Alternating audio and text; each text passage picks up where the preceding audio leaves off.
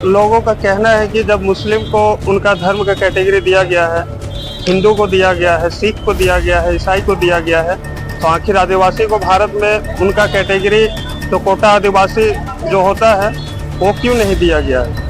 धरना प्रदर्शन करके डीसी ऑफिस घेराव करके हमेशा ये करते आ रहे हैं कि अपनी मांग को उठा रहे हैं और अभी तक सुना नहीं जा रहा। तो आगे क्या लगता है आपको, सरकार ये बात सुनेगी? सबसे पहले आपका शुभ नाम?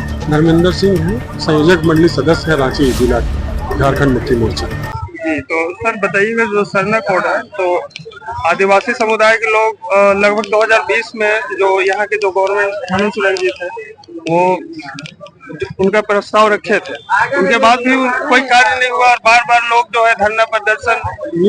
निश्चित रूप से ये मांग हमारी, उनकी जो समाज है, आदिवासी समाज है, उनका ये मांग लंबे वर्षों से चला रहा और हमारी सरकार जब से रही है, विपक्ष में भी रहे हैं, तो हम लोग मुखरता से उनकी आवाज बनकर उनकी मांगों को लेकर हमेशा सड़क से लेकर सदन तक आंदोलन किया है। देखिए, आप विशेष सत्र बुलाकर जिस तरह से सरकार ने पारित करने का काम किया है, राष्ट्रभवन भेजने का, राष्ट्रपति के पास भेजने का काम किया, निश्चित रूप से हम लोग लगातार इस मांग को लेकर बहुत मुखरता के साथ हमारी सरकार, हमारी पार्टी, एक एक कार्यकर्ता और यहाँ की जनता लगी हुई है। पर केंद्र की सरकार ना जाने उनके कान पर जूं नहीं रेंग रही है और निश्चित रूप से इस मांग को, जितनी बड़ी मांग है वो निश्चित रूप से उनको लागू करना होगा। और जो जातीय जनगणना की बात करते हैं, अगर जातीय जनगणना कराना है झारखंड में तो आदिवासियों को सरना धर्म कोड देना होगा, उनका कॉलम देना होगा, क्योंकि आदिवासी का जो हक अधिकार है और जो संख्या है वो उनको मिल सके, उनका सम्मान मिल सके। जी, कि जैसे हमारे नेता महासचिव विनोद पांडे जी ने कहा, सुप्रीता ने कहा कि हमें कोई चीज आसानी से नहीं मिलता है।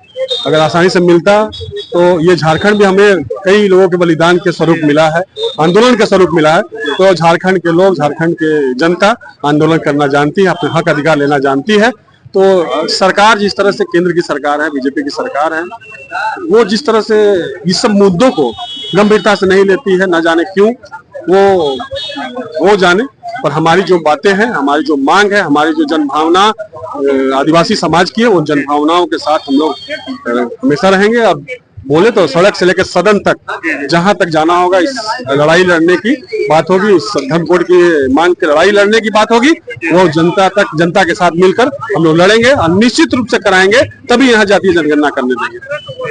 सरकार का कहना है कि आदिवासी हिंदू है, तो इस पर आप क्या प्रतिक्रिया देते हैं? उनका धर्म कोड दे दीजिए ना, आप धर्म कोड दीजिए, कॉलम दीजिए ना, उनको हिंदू कैटेगरी में काउंट किया जाए। नहीं, ये बीजेपी की चाल है। कैसे बनेगा, क्योंकि राष्ट्रीय स्तर का मामला है, जनगणना तो नेशनल लेवल पे होती है। सर, अगर चाहते बेहतर हो, शिद्दत से हो, तो निसंदेह वो बनेगा सर।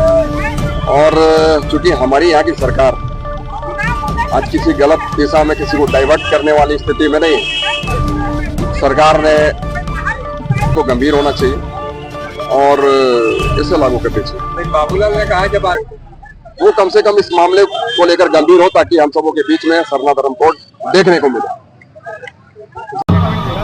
क्यों वो पारित नहीं हो पा रहा है? हर हाल में सरना धर्म कोड जनगणना में समाहित करना होगा, नहीं तो दिल्ली की तख्त ताज को हिलाने की क्षमता झारखंड मुक्ति मोर्चा रखता है। हम शिबू सोरेन के शिष्य हैं, हमें आंदोलन करना आता है। जब आंदोलन करके अलग राज्य ले सकते हैं तो सरना धर्म कोड जो हमारा अधिकार है, और हमारा ही नहीं, पूरे देश के 10% जनसंख्या आदिवासी समुदाय से आती है। निश्चित रूप से उनकी मांगों पर विचार करना होगा, और अगर विचार नहीं हुआ तो जनगणना नहीं होगा, किसी कीमत पर नहीं होगा। जय झारखंड, जय झारखंड। बहुत बहुत धन्यवाद विनोद पांडे जी को।